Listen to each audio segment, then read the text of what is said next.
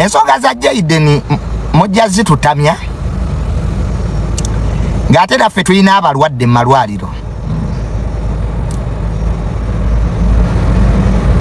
Wano buli omu alina omulwadde si kipya okulwala kya bulijjo naye buli muntu kati anoonya waliira. Mpulira ekiri mu ddwaliro eyo ba YouTuber basulawo amaka gaabwe gye bali bakubanja ulo omu emiliyoni atuusa 5 abannayo. So ze nsonga za Jayden kubanja ulo ba YouTuber besibye mu ddwaliro befuula abayamba kumbe nabo banoonya njawulo. So esente ze musonze mwebale naye buli muntu anoonya njawulo kati sente zo muzisonze naye kyannaku nti muziwa ba YouTuber ababbi era kati beeyagala.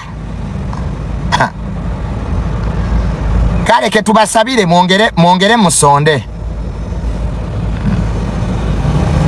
mwongere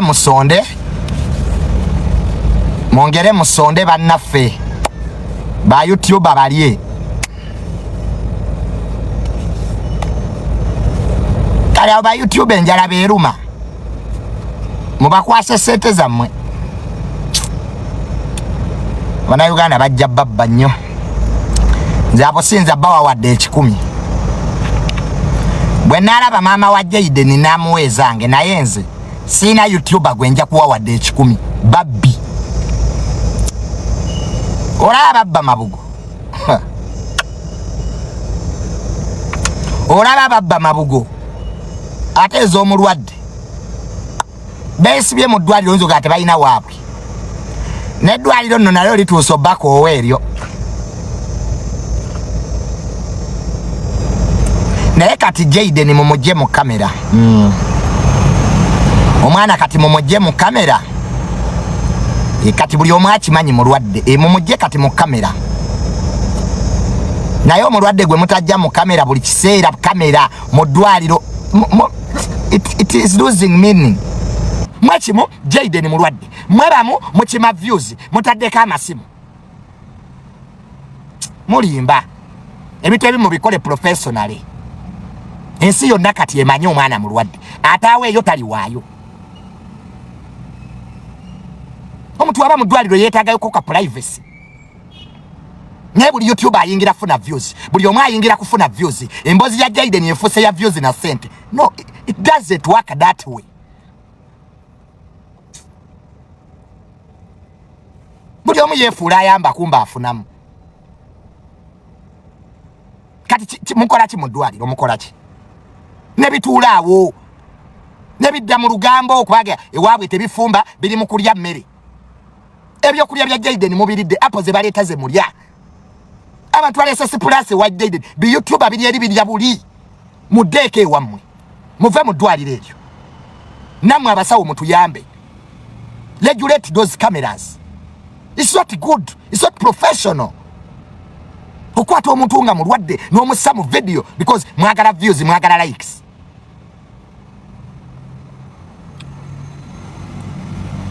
Really? Temutumanyira onte mina gwe mugenda kusirisa nga mukola ebyekisiru. Ogenze mu ddwaliro okulaba Jayden. Yes, genda yo mulabe. You don't have to prove the world. Mulinga abaprovinga nange mbaddeyo abantu bangi nnyo basoze sente tebagana kuboogerako naye twajjira olumbe lwabi YouTube ebewunya amabina ebyana byagala views biri.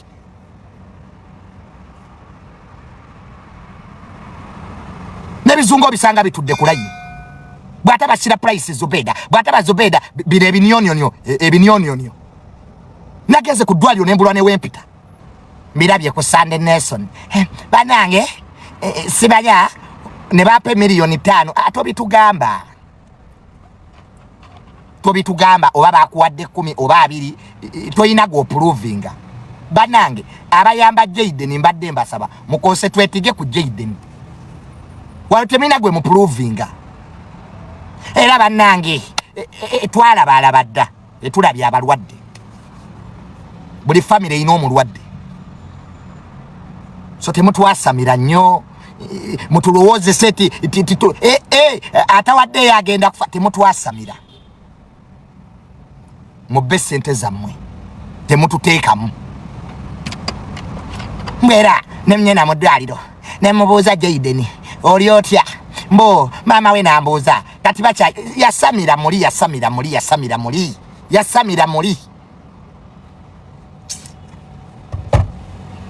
Jayden mumuyamba kubanga mukwano gwammwe fe mukwano gwaffe nze mumanyi manyine bwafaanana you are helping your friend so temutukuba bannange nenyena mu ddwaliro sibanya abasawo baamu balina amabina temutwasamira kubanga mutabani wa Muzeeyi Kagato yavuddeyo n'ayogera bye bigendo basi bya kati Muzeeyi Kagato mbadde muvuma waaki ebyo bye bigendo twazo ogwo guvubuka mukomera mutabani wa Muzeeyi Kagato aba yavuddeyo n'ayogera ekituufu nti sente muzibba bubbi kati ye Muzeeyi Kagato mbadde muvuma waaki mbadde manyi be mubeera nabo mu ddwaliro be bajja ne batugamba nti sente muli mu kulyandye bye bigendo basi bya kuvuma abantu batali mu mboozi zammwe kati lero Muzeeyi Kagato mumukutte ne mumuvuma yabadde ayingiriramuwa you will not silence anybody temwina gwe mugenda kusirisa omanyi mulowooza mutulako obwo bu YouTube bwamwe mwina gwe mugenda osirisa you are not going to silence anybody tujja kwogera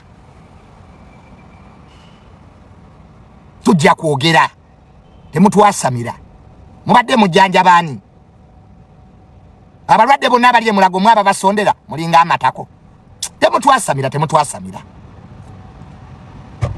mama buli ali mu ddwaliro mwaba musondere banaku bannammwe nange tusonze bapadde $5 era so what kati tugamba bitugase ki so what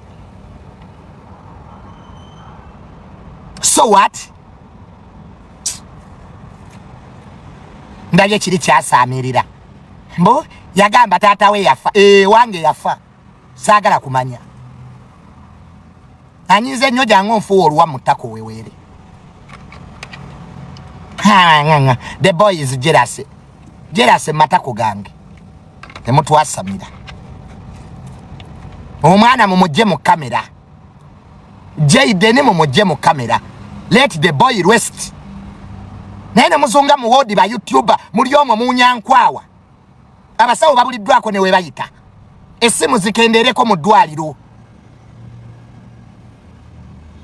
essimu muzikendezeeko mu ddwaliro mutugamba omwana mulwadde essimu tezivaako buli ayingira alikodinga enough is enough buli omu yategeera mulwadde ate asonde tajja kusonda banange muze ku masimu gammwe mujje essimu mu woodi omulwadde tebamukwata bifaananyi bwe bityo kuba binoonya views binoonya kakubiddewa banyammwe balwala nga temubateeka mu views bisiraani mmwe biri eyo birya buli binyampa bunyampi ezo sente muziridde naye mujja tuwa accountability embwammwe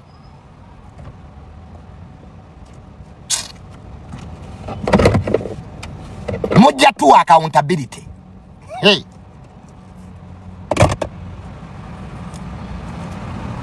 mujje kamera mu ddwaliro please abasawo mujje kamera mu ddwaliro omwana waba mulwadde muleke bamujjanjabe ne buli YouTube ayingira ne video desikalisa mujje Jayden mu mawulire ngali mu ddwaliro omwana muleke bamujjanjabe desikalisa ne group yo mufuga amasimu gammwe tetusobola kwata muntu mulwadde n'omussa mu kamera abasawo bonna babuliddwako ne we bayita ba YouTuber bali mu ddwaliro tebavaayo ati eriyo ssente bulijjo nga temuyamba mwe mwennyini temuyina na zisasula ddwaliro mufune lisasulira omulala bufere obubajjudde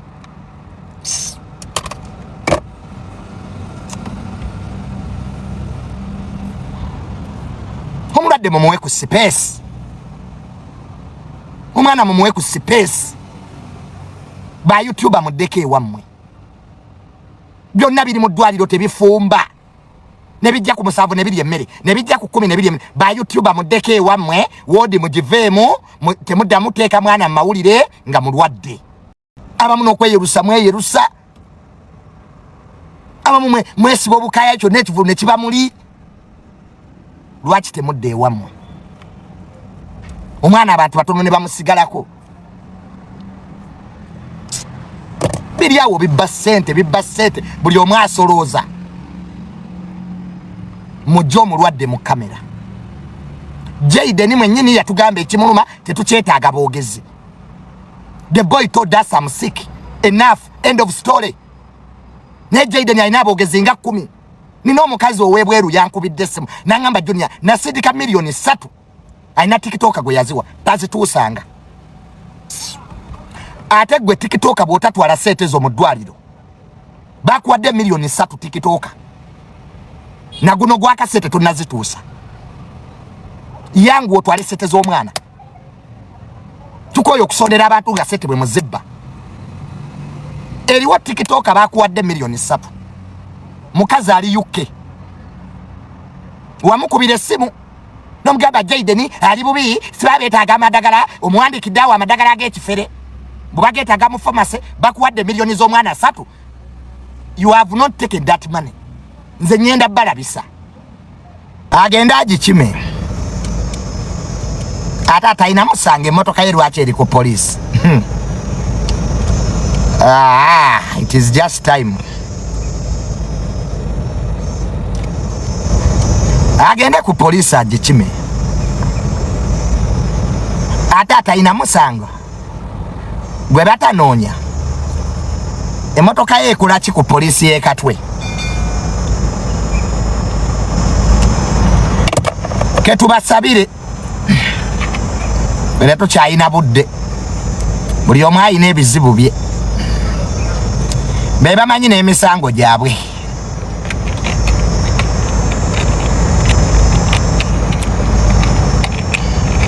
nalabye ntambi olimba mwabasirikale babakutte nakubye essimu ne babata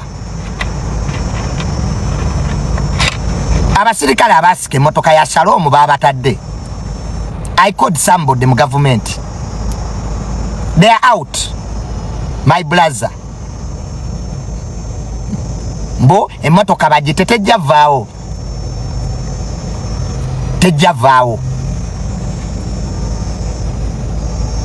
kati mujje mugikime nesekere owange mwakubidde ab'amaanyi bammwe nga mulooza munsinga connections nga babakwata bakoze eki okujja okukwata suspect kati nno emmotoka weeri mujje mugikime ate abatalina musango lwaki temujja ne mugikima nze nabasonyiye sirina budde bwammwe ebisigadde mwerige ne bemwavuma nze emisango egyange najje withdrawings naye egisigadde mweyongereyo ne bemwavuma mwesotinge nze sijja basiba naye omulala agenda basiba oyo kabampaane ne kyakaali ajja kubaggwamu temufaayo nze sijja basiba naye omulala ajja basiba egyo emisango mugende ku poliisi ati mulina ab'amaanyi be mwakubidde be bajja ogimala sinze nze sikola ku poliisi I'm not a police officer, sikoleyo.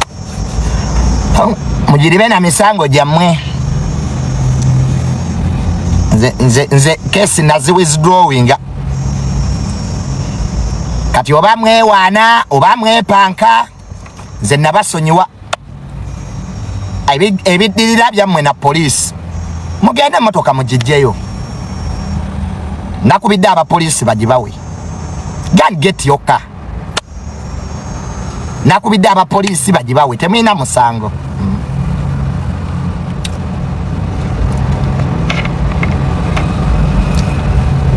You have no problems.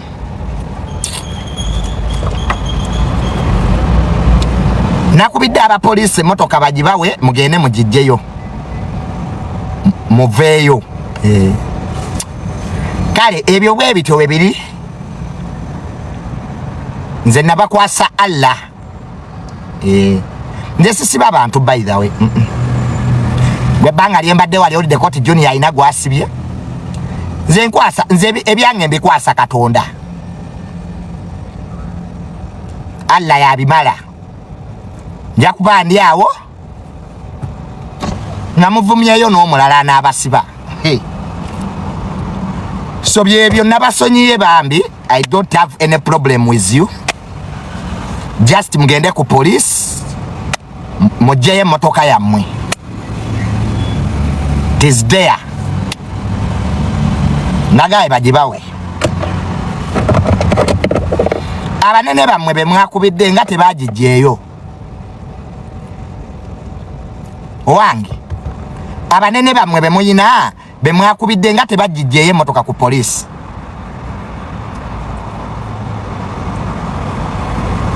Nga tebagijjeeyo baba.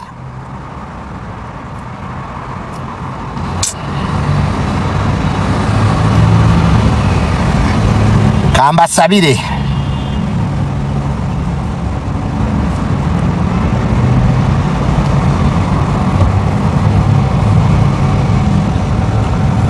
Mwakubye mukoddomi we. Ani yamukubye?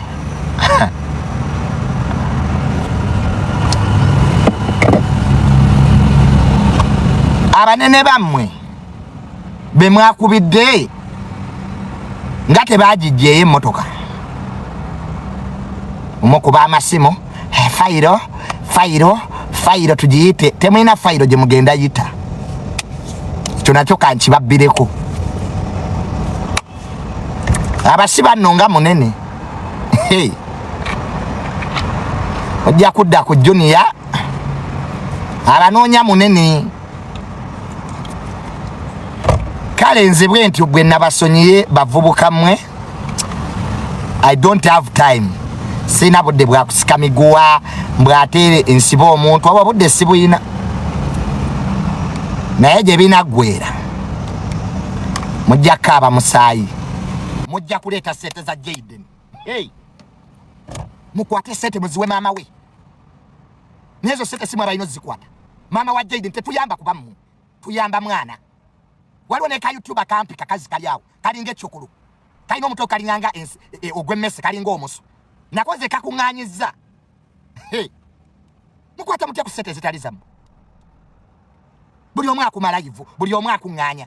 Maama wa Jayden gwe twagala mu kamera. Temuddamu kutwasamira. Muleete maama wa Jayden tumuwe ssente. Eriyo abakulu mu gavumenti abagala oyamba omwana oyo. But they want to work with the mother. Si bino bi YouTuber. Ebigejje embuto zibiringa entaana. Biwunya matako.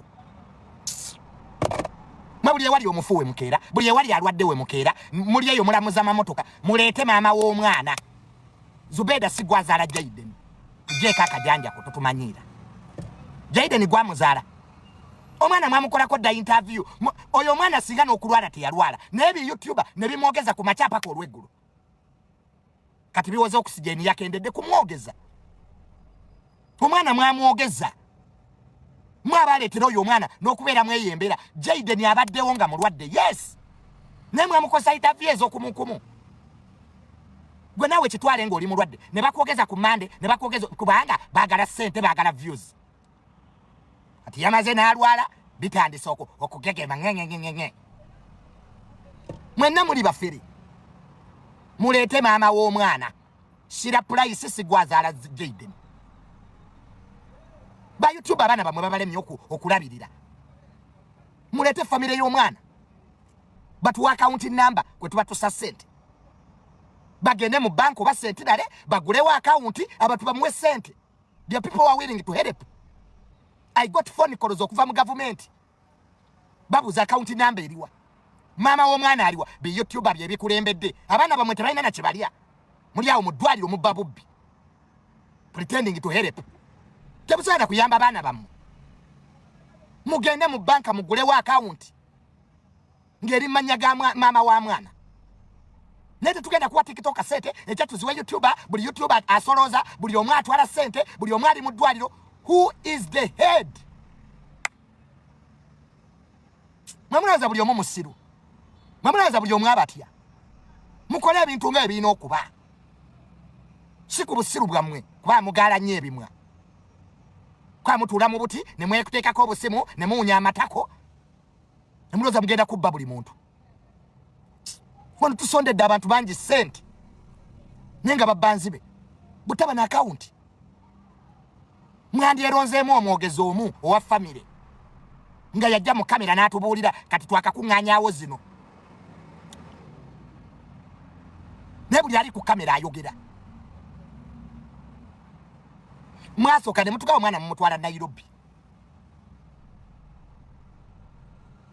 natuuse mu ddwaliro nga byonna YouTuber biriawo bitaddeko kamera binoonya views ezo views muzikolere kwabo. Mama wa Jayden genda mu banka gulawo account ogituwe wano oba ya sentinale abantu bakutereko sente ezigasa obo busete bwe musonda butono.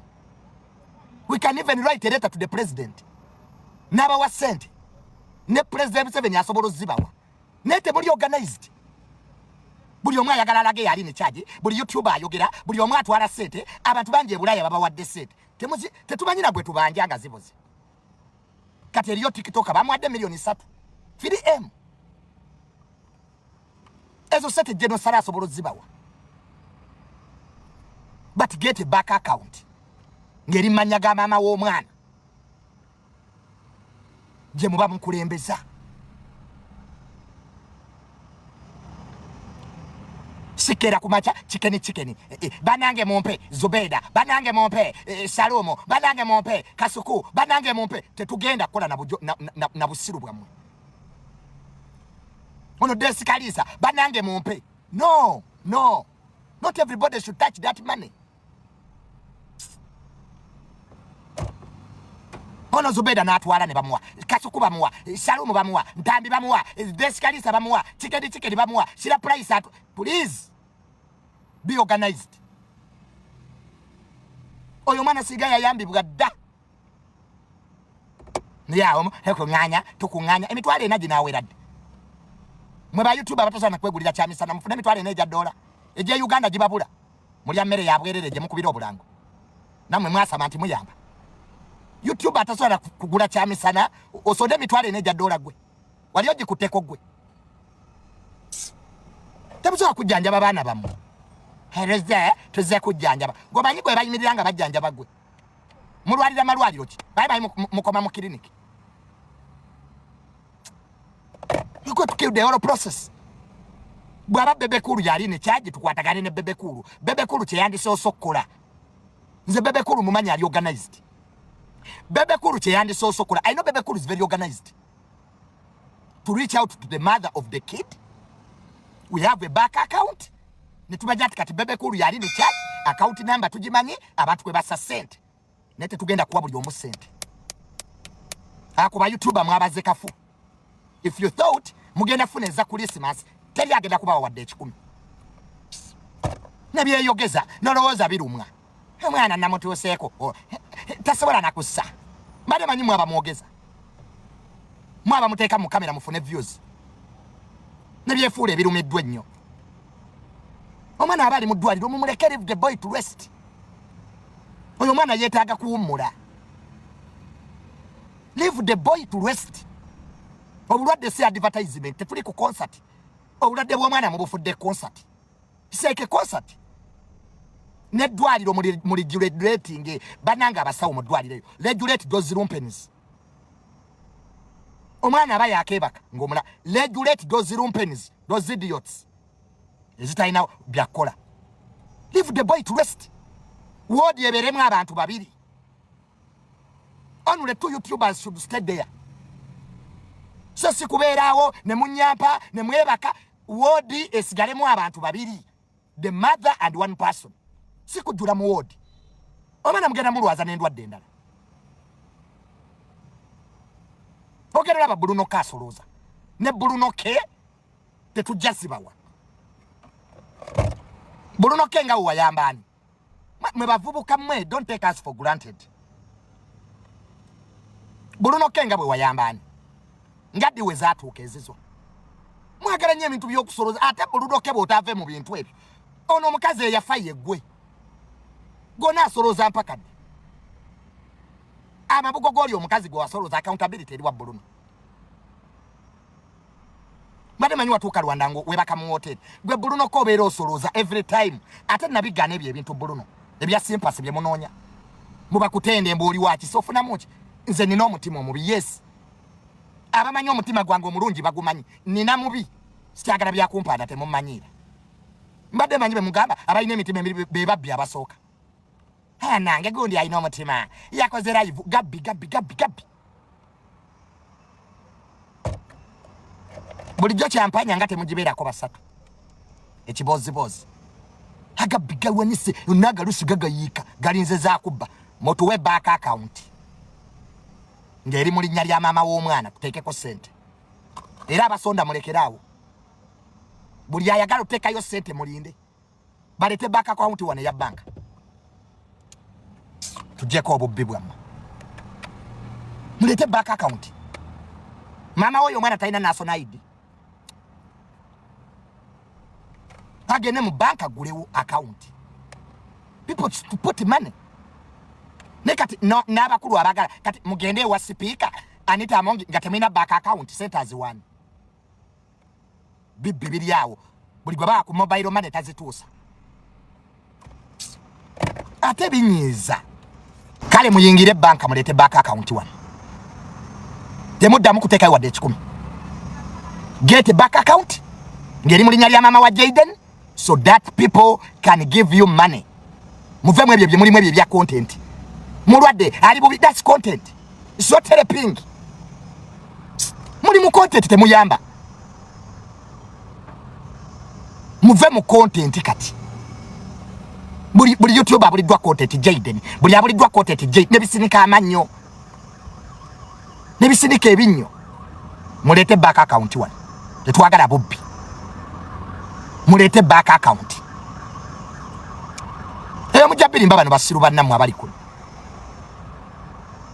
these idiots abali kuno abawandika bu comment njogerera abantu bategeera siri wano lwabasiru I'm here for the intellectual world who know how things are done when a person falls sick omuntu bwalwala mumugulirawo back account mu bank ekyo kiba kyangu want people can make transactions back account je muwa abantu omuntu ne wabeera bweru kimwanguyira to put money on that back account even for accountability purpose it is easy neto sobola kubanga shira price asoloza Zubedo asoloza Kasuko asoloza chicken asoloza Desikali asoloza Bruno ka asoloza no stop that nonsense idiots